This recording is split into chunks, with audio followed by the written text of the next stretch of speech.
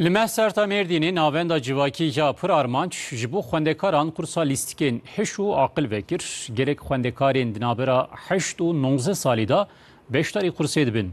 Xwendekar bi xêra kursê him hînî lîstikên heş û aqil dibin, hem jî betlanaya xwe têr û tijî derbas dikin. Betlanaya Havînê devam dike.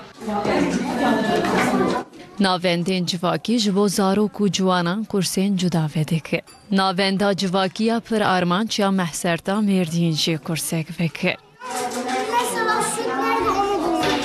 Kursa nû li ser lîstikên aqil û hişe. Xwendekarên di navbera 8 û 19 salî de beşdarî kursê dibin. Biz böyle boş olan kutular ya da çift olan taşları aldık. Ez bir oyuna dilizim. Xor balimim. Zeka oyunları hem dilizim. Mali çik dibin, sıkılmış dibin, tenver. Malime meji mal dalimine xwar oyuna zeka dilizin. Zeka meji gelişmiş dibe. Xwendekar ji Keşûk û Mangalayê heya Skype'ê û Everestê hînî gelek lîstekan dibin. Evet.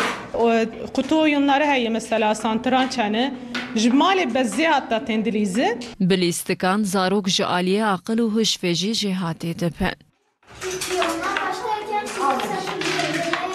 Akıl zeka oyunları vaktavan buna derbas dikin, em jî vatin em wana ziyaret dikin, pêr xweş dibin zaten. Zaretme hem akıl hem zeka hem jî bedensel anlamda spor kompleksiya me heye. Zarok û ciwan bi xêra kursê him hînî lîstikên hiş û aqil dibin, him jî betlanaya xwe têr û tijî derbas dikin. Kursa lîstikên hiş û aqil wê heya dibistan vebin dewam bike. Li Erzincanê welatiyên ji germê aciz bûn derketin ser çayê Erganê. Bilindayî